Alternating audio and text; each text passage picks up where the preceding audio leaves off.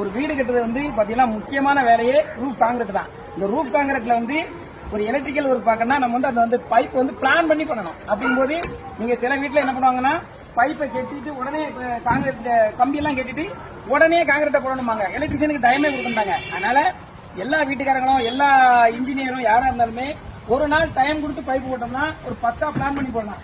ஏன்னா ஒரு வீடுல வந்து நம்ம ஒயரை குறைக்கணும்னு நினைச்சிருந்தோம்னா இந்த ஒயரிங் தான் முக்கியமான.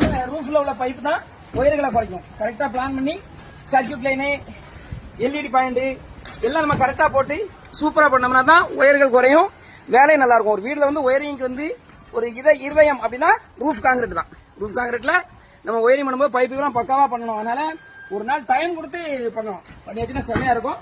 இது இன்றைய நமது பணியில் ஒயரிங் ஒர்க்.